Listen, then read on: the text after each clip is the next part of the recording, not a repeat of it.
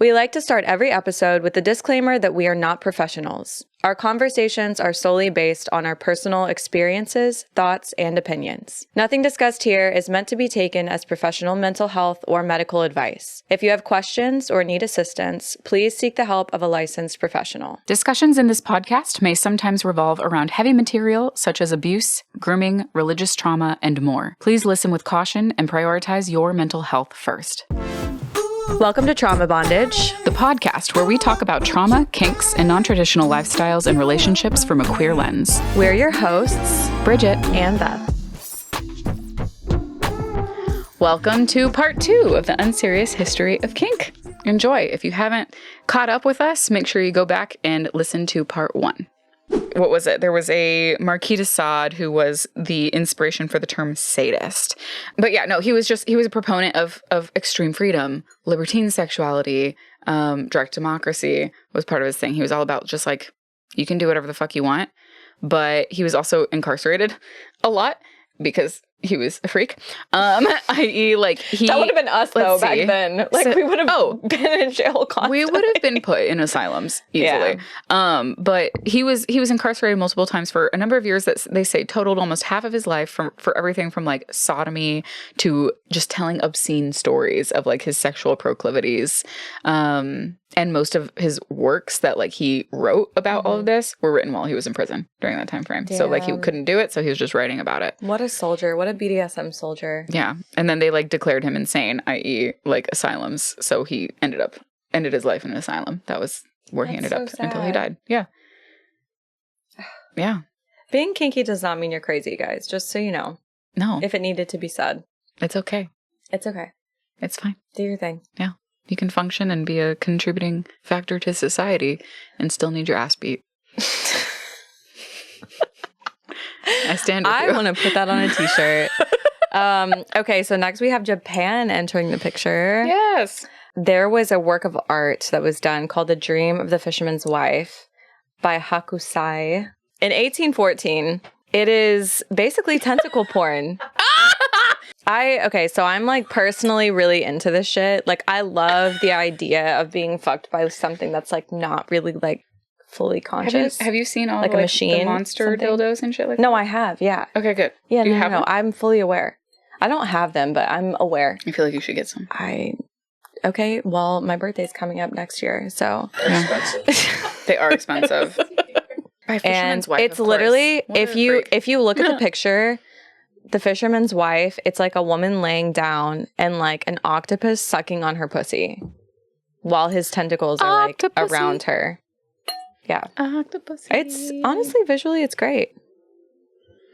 Do you have something to say? No. Okay. I don't need to say anything. Next is the Berkeley horse. Now that we're getting I love this shit. Okay, I recognize this shit.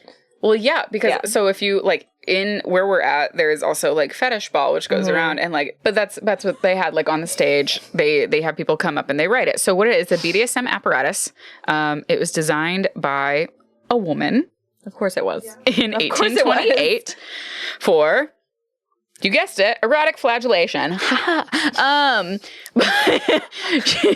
She referred to it as a chevalet. So she's the owner and mistress of a high-class flagellation brothel in London in the 1820s and 1830s. And this is one of the things. So I don't know if we can Did she design it for men specifically? Yes. Look at this fucking photo. Well, I know. That's why I was asking. Like, look did she design it to whip men on? Here. Ooh. Okay. But yeah, it's great. It's basically a rocking horse to an extent where like you're face down on it and your like ass is up and you get tied to it and then they just like go to town. As they should. Yeehaw. Giddy up. I've seen them. I mean, I've seen them at like at the fetish ball. They had something very similar to this, but it wasn't wood. It was like a white leather shaped horse without the face, obviously. It was just like this. Yeah. But it's crazy to think about the fact that was invented in the 1800s. They keep it away from being like creepy with bestiality. Like there's no head. There's no tail. It's literally just like the shape. It's like a pommel horse with like a resting place for your face. Like that's what it is. So Rope suspension is next. Japan makes another appearance. Apparently, I love Japan. Foot fetishes, subby, suspension. In 1885, they were some tying some people up, doing some things. Yeah. What is it called? Shibari? Shibari. So, like, the art of shibari was originated in Japan. That's so weird. Which I expected that. Actually, that kind of does make sense. It makes sense, yeah. They're very like, into binding. It's very binding your feet, binding your body. Yeah. But it's also like a very fluid, like artistic. It's very artistic. BDSM. It's like a very artistic part of BDSM. It's very beautiful, honestly. If it's gorgeous. Well. I have always wanted to take a shibari class, but they don't really offer them in Texas. No, they don't. Not at least serious ones. We're not going to get into that.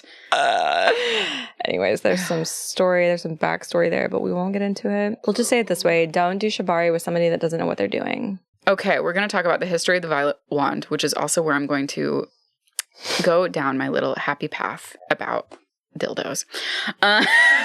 Love. So 1800s, 1893. Pretty fucking close.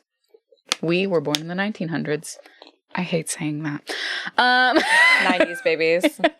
We were born in the 1900s. The violet ray, which is the predecessor of violet wand, was first introduced at the World's Columbian Exposition in Chicago of 1893 by its inventor, none other than Nikola Tesla. I know. Tesla, my friends. And marketed as a medical device. Okay. I medically need to come. Thank you. Yes, actually you do, because you are a woman with hysteria, which I'm going to get into. So this is the first kink-purposed manufacturing of a violet wand, but it didn't occur really until 1990s by like the Aerotech company in California. So it didn't actually like become mainstream. It was a medical device because if we start looking into the history of wands, dildos, vibrators, the like, which technically started in Egypt. There isn't a timeline there. I don't think it's in here that really shows about the Egyptian timeline with that. So I'll start there. We love a good queen who needs her pleasure. And it is said that, I think it was Cleopatra, right? Our girl Cleo. She was just a bad bitch. She was. Really was. She had a vibrator. It was technically a gourd. You know what a gourd is? Yeah. Okay, good. If you don't know what a gourd is, Google it. A gourd. She had a gourd and she filled it. VeggieTales. Oh my God.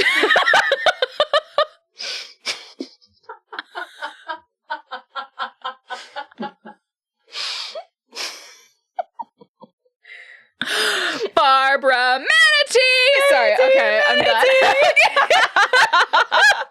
Anyways, she had a gourd that was hollowed out and she filled it with angry motherfucking bees and then sealed that shit up and let it do its thing. That was the first fucking vibrator, at least known to mankind, based on Cleopatra and her needs. Were there like no men around that could like, because I'm like, the desperation that you would have to risk getting stung by a bee on your vagina.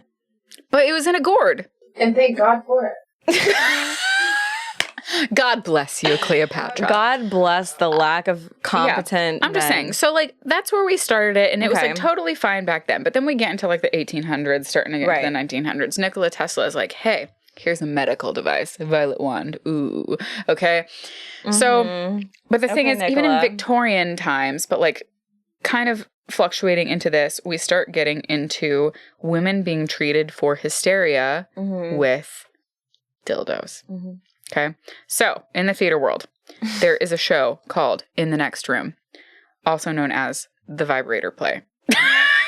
I haven't heard this. And it talks about this. The whole fucking show is just about women who are like hysterical that go to see this doctor that is like enacting like the first medical like device where it like if you stimulate the area, like women, like it calms your nervous system. So the doctor's just making them come and he's like, no, they're calm. These women were having anxiety or stress and they just needed a fucking release and he would provide the release. Rocket and then science. they would go on and they would be like great and like super happy and their husbands would be like, oh great, like this lady is all nice. So, and that way they weren't going to like fucking asylums. Like they weren't going and being put away in asylums because they were fucking getting off. So you're telling me that the history of women going to asylums is really just because men couldn't make them come? Fucking get them off. Correct. Because this tracks. Because it was never about women's pleasure. It was about men's pleasure, and their duty was to sire heirs. That was it. That's all anybody ever fucking cared about. Firstborn son, blah, blah, blah. Lie back and think of England. That's what fucking royalty was taught. They were taught to do that. That was the phrase was like England monarchy. If you marry into it, is just lie back and think of England. You're doing your duty. God. Right? Crazy. So there is a play. Couldn't be me. It's by Sarah Rule. It was written in 2009, but it really touches on like, it's like the early history of the vibrator in Victorian times. So they used it as a clinical device to bring women to orgasm to treat hysteria. And what's funny about that is that they're These bitches just needed to get off. They were not crazy. Yeah, like it also like it touches on like ignorance of like female sexual desire, motherhood, breastfeeding, jealousy, even homosexuality, because like he has a nurse that like this one woman comes in, but she only wants the nurse to administer the treatment because she only gets off when a woman is doing it. Yeah. Right? Like it's really fun. And it's really great to hear about. I highly recommend going to see the show because it is honestly. I want to see it now. It is very. It's comedy to an extent. Like it's kind of like a historical interpretation, somewhat fictionalized, of course, because like the characters are not going to be exactly who they are. But it's funny because like you literally have women like moaning on stage during the show, and you're just like. Like, it's great. It's a really fun show. So I highly recommend it. If you're able to go see a production of it, go see it. It's a good time, and it will teach you a lot about that time frame. I didn't know about any of this. Dildos. I feel Violet Wand. so Thanks, like Tesla. Why did you go and make super like spaceship cars? You could have been making like spaceship fucking dildos. They really could attached to like fake women. I don't know. Here's the thing about use AI better. Can I get on a soapbox really quickly? Because there's not like for lesbians, there's not a dildo that has been created yet that is actually effective when it comes to making the person using it feel like it's theirs. You know what I mean? Like, it doesn't feel real. Like, they have not created a dildo to where it actually, like, stimulates you and your clit in the right way. Oh, yeah. Where it feels like you can actually get off. So they have, like, the rabbit, right? Which is, like, it's a dildo, and it's got, like, a little rabbit, and it's got the bunny ears. But it's, like, so poorly made. It just touches you. It's like, so poorly made. They have one where it is, like, it has, like, thing that actually, like, licks. But, like, that's not what I want. I want, like, a Satisfyer Pro 2 with a dildo that actually has, like, pump action value. Is that so hard? And the suction is like right there. Yeah. So that you don't have to fucking do it in because it's hard. Like that's not fun. Well, because like everything that I've used, it's like it's vibrating on your fucking like pubic pelvic bone. I'm like area. Yeah. That's your too high. Pubis. No. Literally, that's not doing anything. It's too high. Yeah, it's too high. It's not in the right place. And then if you like adjust it, then like the internal mechanism is like doing something weird. Yeah, because nobody has really put in the time or effort to research. I volunteer as tribute to be like somebody like fund this shit. Test me. I'll let you know if it works. You can also test me. Yeah, it's fine. Clinical trials. We're in for it. Okay. The next one. What? So I don't even really know how to talk about this. And that's rare. But I love this. There is such thing as like a farting kink, apparently. Have you not seen the TikTok where she's like, instead of Hawk 2, I just on that thing? No. She just No. Then she calls it toothless. Here's the thing. I did know about a farting kink because my first boyfriend ever had one and I broke up with him over it. He literally told me about it and I was like, that's... Wait, did he just want you to fart or did he want you to like fart in his mouth? He just told me that he didn't actually ask me to do anything. He told me that he liked it when girls farted on him. I got the ick. I left. I think it's because I was gay. I don't think it was the farting. So in the 1900s, the early 1900s, 1909 to be specific, James Joyce wrote letters to his wife, Nora. And it was a love letter to her about the way she farts on his dick. I'm obsessed. Please read this letter. Do you want me to read the letter? Please, I can't. I can't even say it out loud. Interpretation. I literally can't even say it out loud. We may have to bleep out a lot of this. I'm just gonna warn you all now. You can just use your imaginations. My sweet little whorish Nora. I am delighted to see that you do like being fucked arseways. Yes, now I can remember that night when I fucked you for so long backwards. It was the dirtiest fucking I ever gave you, darling.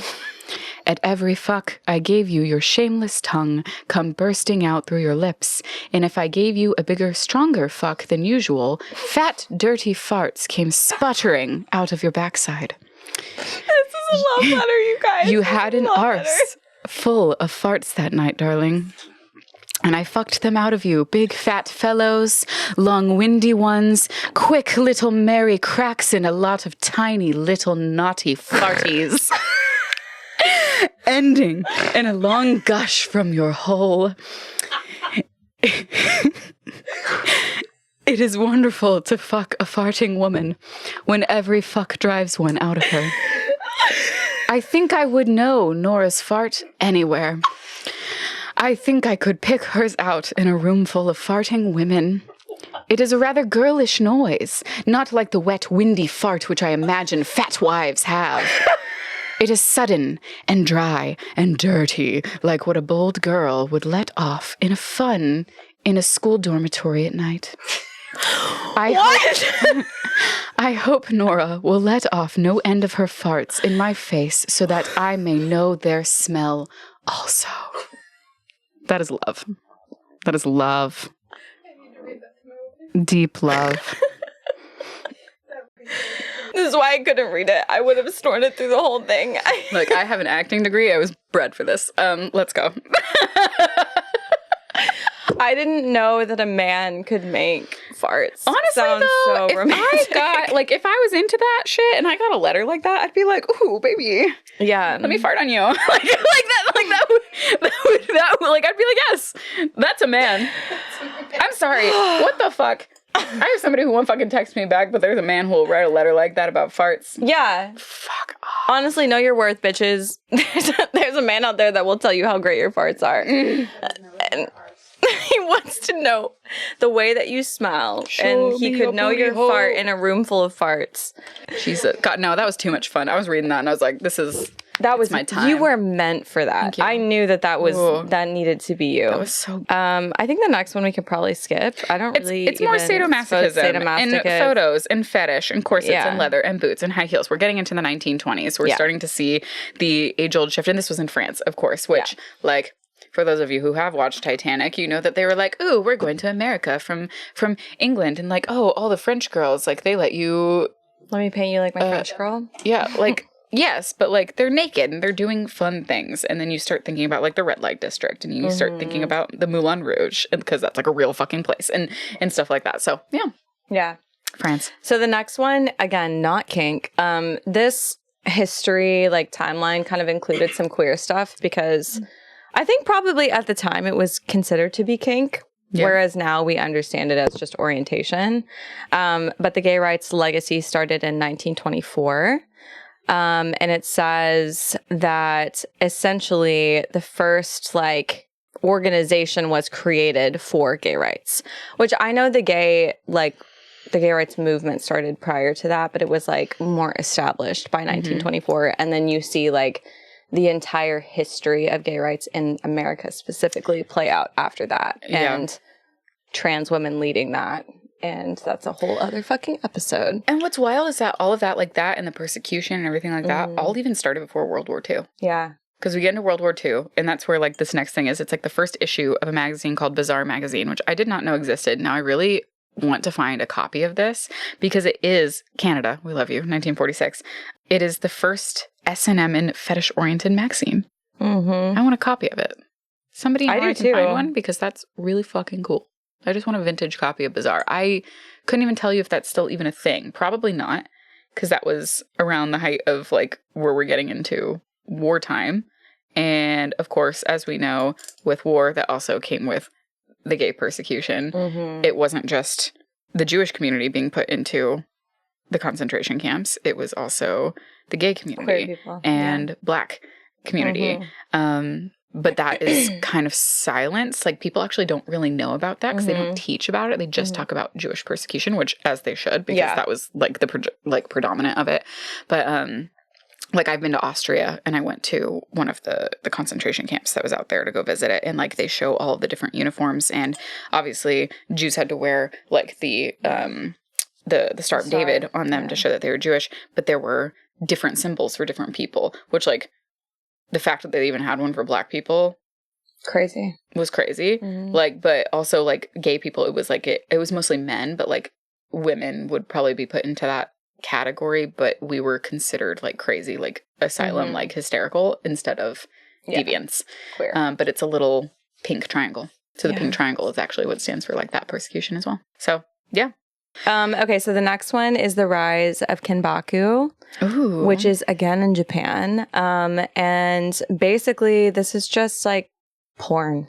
So, like, you guys can't see the photo that I'm looking at right now, but it's a woman on her knees with her hands tied behind her back and completely bound. As we know, Japan, shibari, all of that good stuff. Again, they love their binding. And that actually went into the 50s. So you had, like, Betty Page, who was, like, posing for photographers, and it was always in the US. It was her always being tied up to chairs, stuff like that. You start getting into, like, Kinsey and kink and, like, sexual research around the Kinsey scale. Right. And, like, the exotic response to sadomasochism. Which I think is really interesting, because I think Alfred Kinsey started researching sexuality in general. Yes. And he started researching, like, orientation, obviously. But I didn't know that he was researching, like, preferences as well, as far as, kink goes. And so he was doing research on, like, literally just what turns people on in general. And he found that a lot of men are sadomasochists, which we all knew. And a lot of women. More men. A lot of women, but, like, men in this survey. But again, it's like, how many people? I would want to know, like, how many people were actually asked, and then, like, at the time, did women feel, like, empowered to actually talk about this stuff? Well, that's what I think is so interesting about it, because, like, time frames change. Like, if Kinsey were to do a new it would be different study on it, I think you'd see a lot of differences. But I still think you'd find that there are a lot of men that are sadomasochists, simply because the standard, like, societal culture that has set things up is, like, men aren't allowed to express their emotions as much. Like, at least a majority of them are not taught or raised in a sense where they can be sensitive and they can do that. So it's a lot of suppressed emotions. So they have to do it in other ways, and that is usually a way to do it for them. So I think it's really fascinating. But I think there would probably be a much higher level of women. I agree. In that as well. As things have changed, because women, I feel like, have been... I just don't feel like women have been empowered to talk about their sexuality up until recently, like, in the last decade. And even now, talking about it even is still, now, like, slapped it's down. Very much like, which is why I feel like, again, that's why we fucking created this podcast. Yeah. Because, like, I still feel like women have not fully found our voice when it comes to sexuality and, like, things not being taboo. And we should be able to talk about this stuff. And just like what you like, and who gives a fuck. But yeah, so that, like, the 50s were all about, like, here's some sexuality studies. Here's photography. Here's art. Here's the media. The Wild One premiered. Yeah. Which I don't know if you know anything about the Wild Ones. It is a Marlon Brando leather jacket wearing motorcycle gang member, like, TV movie. I think it's a movie. TV movie. And it actually heavily influenced the gay leather aesthetic. So when you start getting into, like, leather daddies and leather doms and stuff like that in the gay culture, BDSM, that's where you see it stem from, because they were all like, oh shit, he's hot. The reason that there's a lot of queer history intertwined in this, too, is because queerness and kink are very intersectional. Yes. They very much are. And so is neurodivergence, which we talked about we are talking about in an episode coming up. There's a lot of intersectionality with those three. And so, like, you can't really talk about kink unless you talk about queerness, and vice versa. Like, they are so intertwined. That's also around the time where, like, the Satyrs were created, which was like a gay motorcycle club. So, like, you see a lot of that intertwined and reflected throughout that time frame until we get to the story of O, which I love. Which, that was in France again. France. And I believe there's a movie that has... Maybe I'm thinking of the wrong one. I think that one's called Colette, but it's kind of along the same lines. That has Keira Knightley in it. Yeah. About Pauline Réage. It's a story of it's a pen name, and it's an erotic S&M novel, and it was BDSM, and it was with men and women, like sexual fluidity all across the board, talking about it, and it was a pen name because at the time women were not getting published. Yeah, only men got published. So like a lot of the works that you'll see out there, we may never know if they were written by the actual person that you think it actually was, because a lot of the time, especially during a certain time frame, I think you'd be surprised at how many works are actually made by women and how many of them are like the sensitive sexual things. So we'll never know, because I'm not going to downplay that there weren't men that couldn't have done that at that time. But like, I think it was a mix. I think it was more of a mix than we like see reflected in history, though. Well, you also have the history of all the men that were taking credit for like their women's paintings, like their wives' paintings and their wives' writings and stuff like that. So the likelihood is there were a lot of men that took the credit for even their wives' works, or they did it in order to be able to get it mainstream because they loved their wives. So like, it's a variety of things. So the next one is God. I'll let you take that one. Austria, in 1956. So chastity belts apparently made their appearance in the 1900s. Yeah. Which I thought this was way earlier, which they talk about. They said despite popular myth, chastity belts were not used during the medieval period, or likely ever even before the early 1900s. Really? They show up in art around the 16th century, and most of them point to them being like a fantasy or a joke until the 20th century. It's almost like one of those things where it's like people joke about something and then it becomes real. Like, I feel like that's what happened. They were like, ha ha ha, what if we did this fucking insane thing?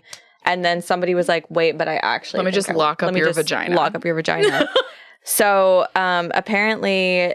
From the 1800s until the 1930s, masturbation was regarded as harmful in Western medicine, which is crazy because it's literally the opposite. Masturbation is so good for you, and it actually is like proven medically that if you do not orgasm, like your health suffers. Yeah. So your clit doesn't grow like it's supposed to. I don't like who was the person that was coming around being like, this is bad for you. It was probably the guy that like couldn't get anybody off and was like, this is actually bad for you, so it doesn't matter that I can't do it. Look, I sleep like a baby, and if there's a night that I know I can't sleep, that's the trick. Yep. That's the medicine. Yep. Good night. Yep. Chastity belts? I actually got threatened with one when I was a teenager. A chastity belt? Yeah. My mother threatened to get a chastity belt and put it on me when I was in high school. Literally only crazy people use chastity belts. That's why. Yeah. My dad basically used a purity ring as a chastity belt, and my fucking contract that I signed when I was 11 as a chastity belt. Ew. So that was also a thing. I like to joke to this day. I'm like, well, I didn't break my contract. I didn't have sex with a man until I was married to him. I just didn't do it. Here we are. Okay. I'm skipping ahead to 1963. Okay. In the U.S., because that's when we see The Velvet Underground get published. Which, love. If you don't know about that Velvet Underground, please look into it. It's great. It is by the journalist Michael Lee. He investigates swinging, orgies, sadomasochism, etc., etc., etc. He calls this the sexual revolution. Which, aka swinging at this time, it probably was very inclusive of like a lot of couples that were polyamorous. Yeah, and it also, this is the big hitter when it comes to history, especially for women. It attributes... the Velvet Underground attributes it to the general availability of contraceptives at this time. So we're looking at the 1960s. We're like big no-nos, but like swinging parties, having a good time. The 60s and 70s were like revolutionary for the U.S. Ooh, the 70s, my God. Yeah. Oh my God. Which, speaking of... Wasn't that like make love, not war time frame? Yeah, like that makes sense. That tracks. That hits. Oh, this is interesting. I haven't seen this one. So, okay. In the U.S., in 1965, The Talisman of Gore is published. And this is the first speculative fiction novel in a series that takes place in a mostly heterosexual, male-dominant society and includes sexual slavery. So, when it comes to slave-master dynamics, like we've talked about this in previous episodes, this is where this like kind of originated and showed up in history as like a kink thing. Because I think in the past it was always like it was actually a slave-master dynamic. Yeah, which was not fucking cool. And it was not consensual. Not consensual, yeah. but this is the first time it's shown in like fictional literature as like a kink thing where like the slaves are fully consenting to being a quote unquote slave to their which master. Again, if you don't know the way that that's used in BDSM, do some more research on that, because that's obviously like a topic that is, there's some people I think that would probably think that that was like not cool. Yeah. You can also go back to our season 1, episode 3. Yes. When we talk about like the actual BDSM we'll give test, definitions and we for talk things. a little bit more about that. So if you want to go back and find it there, you can. Otherwise, highly recommend The Power of the Google. It's basically like a very similar dynamic to like a sub-dom relationship. But a little more ownership. A lot of times it involves more ownership, and it's a lot more of a service-oriented dynamic than like a sub-dom dynamic would be. So it's not that different, but like I can't believe that that was so recent that showed up as a kink. Mm-mm. Because of how long like that dynamic has been around. Yeah. That's crazy. Yep. And then you have Stonewall. Shit.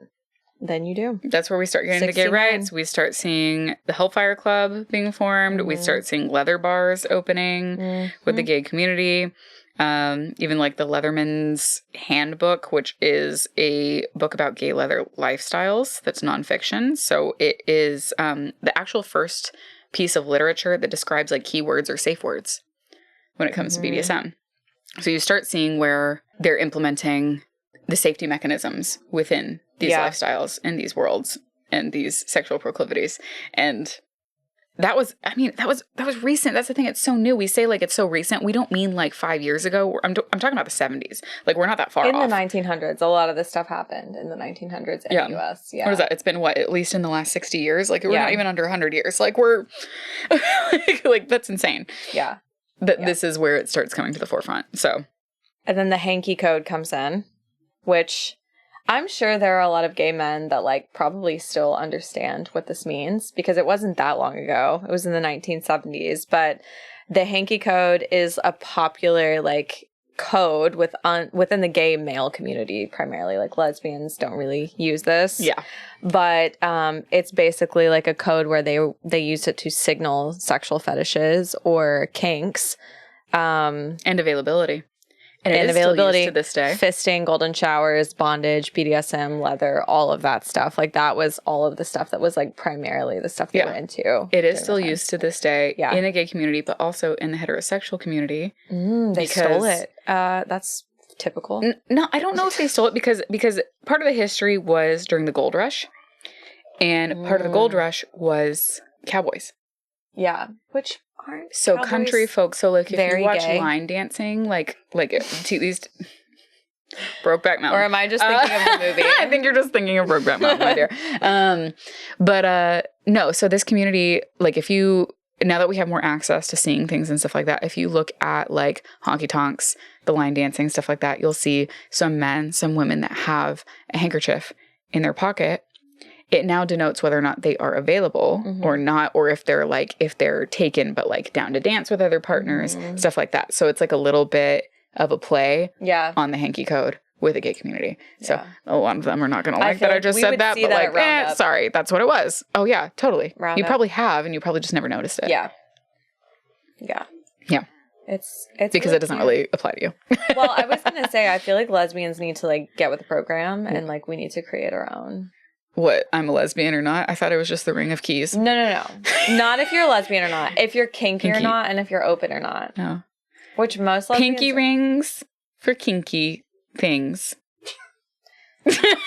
We'll do that. We'll brainstorm and get back to you. What, you don't like pinky rings for kinky things? It just reminds me of Teletubbies, and like we've already had that era. We don't. You need should to just go back. DM us, and we'll make a poll, and you have to tell us if you like pinky rings for kinky things, or if you're with Beth and think it's about the Teletubbies. I think it's a little bit silly, but I'm a little bit silly. I know. Anyways, in 1975, the Cycle Sluts was the first lesbian biker club that was founded. Yes! I want to be part of Which one. now it's the Dyke March. The Dyke March happens, and that is like where a lot of biker clubs that are like lesbian centered go. But apparently Cycle Sluts was what it was originally. And they were featured on the cover of the magazine Drummer. which resulted in one of its worst selling issues, is what this Well, says. of course it was. Because nobody liked lesbians at the time, but now they all are fucking obsessed with us. That is true. And It's just a bunch of media. Like, it's just, we start seeing... Media. We start seeing sexuality really being infused into media. We start seeing kinks being infused into media. We start seeing people rioting because it's too sexual for their children and it shouldn't be in the mainstream and blah, blah, blah, blah, blah, blah, blah. You've got all kinds of shootings at different gay bars because at this time people were attributing the gay community to sexual deviancy and all those sexual deviancies, which I'm just like, y'all are just not getting off. I don't know what to tell you. Maybe go try some of this at home and you'll stop freaking out about it. Yeah. But of course that wasn't happening. So you're seeing just like a lot of persecution. And then you come to the AIDS pandemic. Yeah. Epidemic. And then that just like devolves into madness when it comes to gay persecution more. I think honestly, like the AIDS epidemic was definitely used to like scare people when it comes to sexuality in general. Like it was used as a tool by right-wing media to scare people away from literally just being gay in general, exploring sexually, embracing your sexuality, having multiple partners. Like it was very much like misrepresented in the media as a fear-mongering tool versus a medical crisis, which is what it was. And I think that you still see the effects of that. It wasn't just attributed to the gay community. No, absolutely not. It was like drug users that were shooting up and sharing needles. Yeah. It was all kinds of stuff. It was a lot of things that can happen for anybody if there are not like standard hygienic practices happening. And like we all know now, well, we hope we know, if you are actually being educated correctly in schools when it comes to sex education, which in Texas, that's not a thing. But these are all standard medical practices that like everyone can take and safety practices that everyone can take. But it's very much still being pushed, I think, in the media as like a reason why you shouldn't be sexually explorative at all. Yes. And like why queer people are somehow like dangerous and things like this. And it's just crazy that like that happened so long ago, and it's still a talking point without being like a full talking point. It's because it wasn't that long ago. If you think about it, it was the 80s. But the way that medical like knowledge has advanced since then is crazy, it's like rocketed through. Yeah. We know how to prevent these things now. We know how to like not have these things happen. Problem is we just have a bunch of people that are still alive that were there during that time frame. They need to die. We've talked about it. Have the idea that like they haven't kept up with that medical research. They don't believe it. They're still back here with the beliefs based on the media. Yeah. So poo-poo. Poo-poo. There were I'm mad at these lesbian feminists that were clashing over like S&M. There were a bunch of feminists, like there were people, what was it? Women against pornography. Sure, that's fine. I get that. But they were also like picketing outside of conferences and opposing like S&M practicing lesbians and pro-sex feminist speakers. You had gay male like S&M activists probably in tandem with the feminist ones who were pro S&M that started bringing out the motto, which is now very, very popular. It's iconic. It is what is known in the BDSM community as safe, sane, and consensual. Yeah. And that's in the 80s. We start getting into safety experience, common sense. Don't be stupid, but also make sure that you're with someone you trust. Make sure you're having conversations around things, which is why we're like, we're really big about talking. Talk about it first. Like, yes, I understand the want to have just like, we can just go spontaneous moments. Spontaneity. We love spontaneity. And I get it.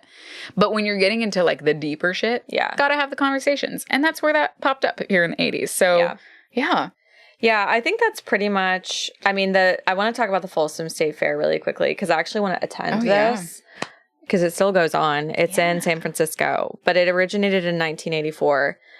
It's basically just like a large gay orgy, but it's very geared towards like BDSM. So like I've watched videos of the Folsom State Fair and there are like female doms like that have their subs like crawling on all fours or like they're doing like a gangbang or they're doing some crazy shit out in the streets, but everything's consensual. Like everybody is there under the understanding that like this is what you're into, and like there's no shaming going on. It's a safe space.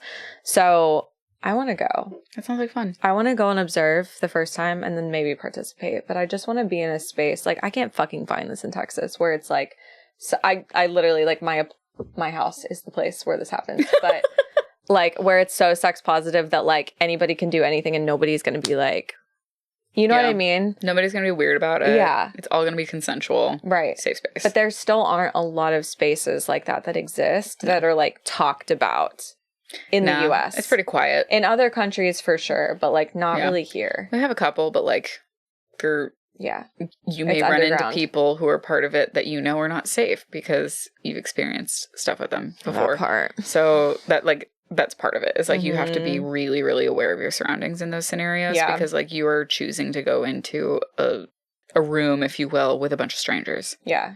I like to vet people. I personally vet people like hell. Yeah. So that's kind of part of it. But yeah. So like history of kink, the timeline, like there's some really fun shit going on in Europe and stuff like that. And you can see how it is how it has influenced sex and kink and BDSM and like safe words and safety and a variety of fetishes and stuff like that across the board. And then like we're not gonna bore you with like what we get into of the history of like rights and like sexuality is okay. No, it's not, because we're still having that fight to this day. We're getting to the 80s and on, and it hasn't really changed all that much from that time frame, other than the fact that women are being a little bit more empowered to step into their sexuality. So that's where we're at.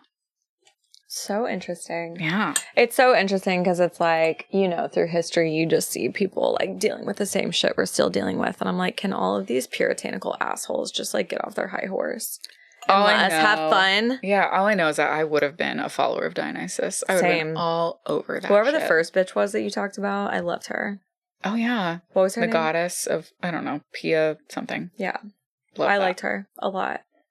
There's a lot of goddesses throughout history that they've been villainized because they're women. Well, because they're women and because they embrace their sexuality. Like Lilith for me is like my fucking goddess, and she was villainized in history because she didn't want to be on the bottom. She wanted to be on top. Hecate, same thing. She's considered like the witch, right? Like which sure, she can be, but like that was a villainized topic for her because she was empowered and she didn't take no shit. And like in, just so you know, in Greek mythology, she like cut off Zeus's balls because he would rape women. And she was like, fuck you. No, I'm going to keep your balls in a jar to teach you a lesson. They won't grow back for like another 100 years. Yeah. Fuck off. Like, you don't get to procreate. That was her thing. Like, fuck yeah, Hecate, we love you. Like, yeah. So there's a lot of goddess like lore when it comes to kink too. But she's considered like a like a villain. Lilith is considered a villain. A bad girl. Yeah. Nyx is considered a villain. Like we start getting into like female empowerment. Maybe we'll do a whole episode on goddesses because I feel like it's warranted. But for now, it's time for Spicy Trauma. Each week, we like to wrap up with our spicy trauma. Tell us your spicy trauma. DM us or use the link in our bio to share your story. Since we're drinking wine, even though this is not red wine, this is not the blood of Christ. But that's where I'm going with this story. We all know I was raised Catholic. Yeah. If we're talking about like religious affiliation with kink and confessions and all that stuff, that's what I'm going to get into. So, raised Catholic.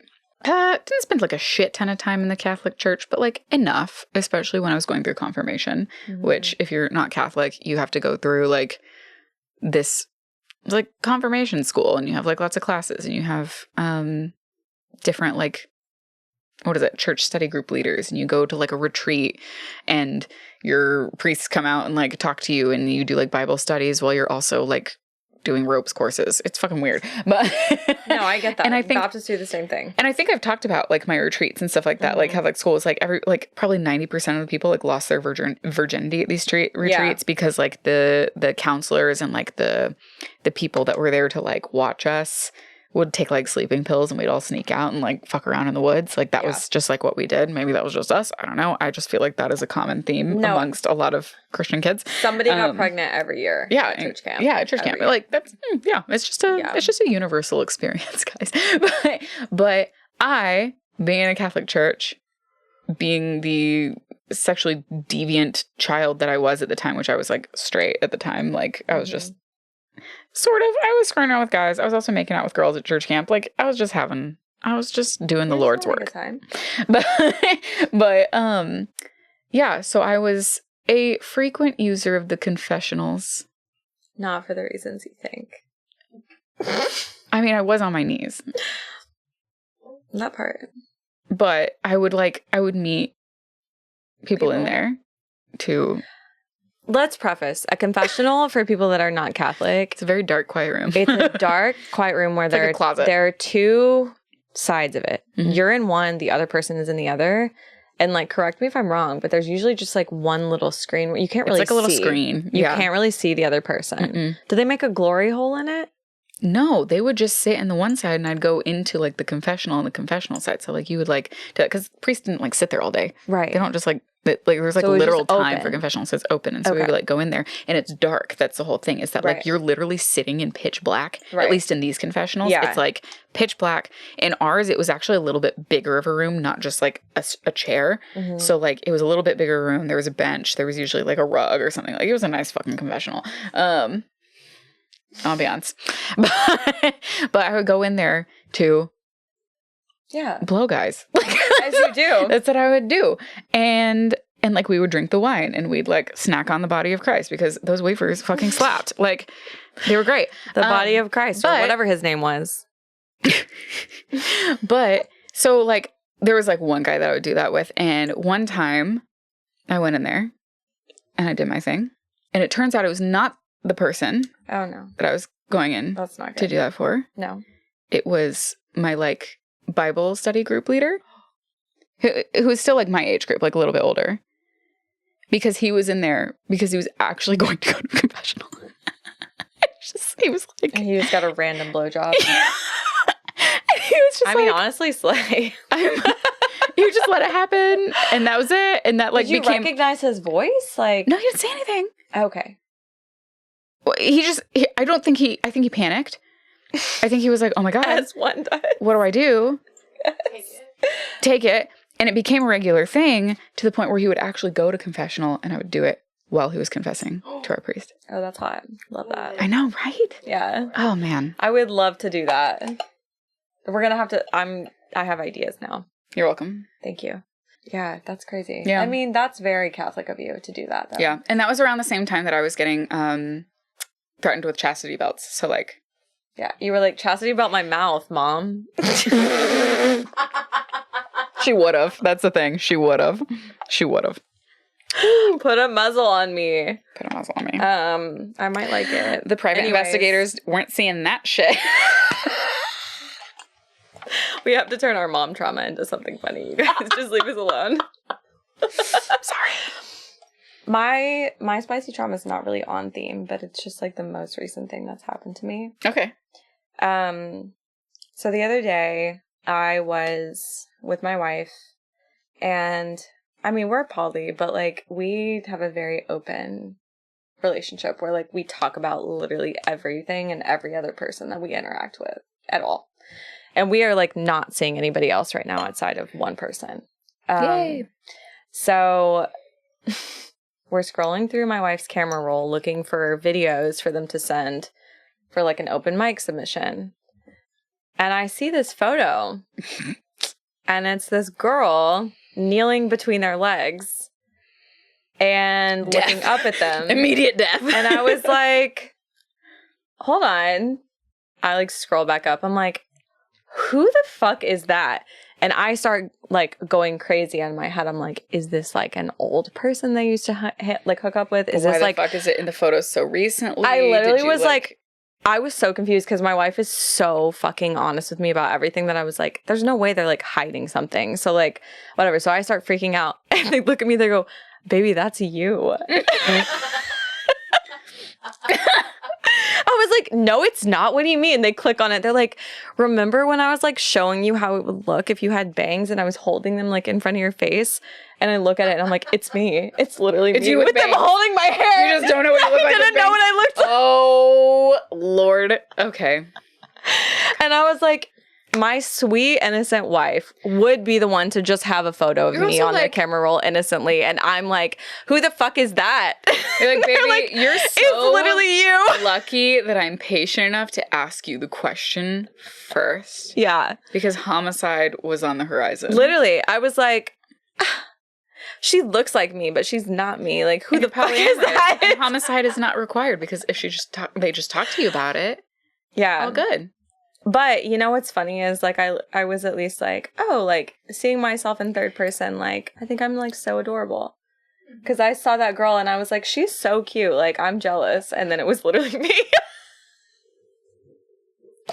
Anyways, I was in my feelings last week. So this Mercury do be retrograding. It really is. Yeah.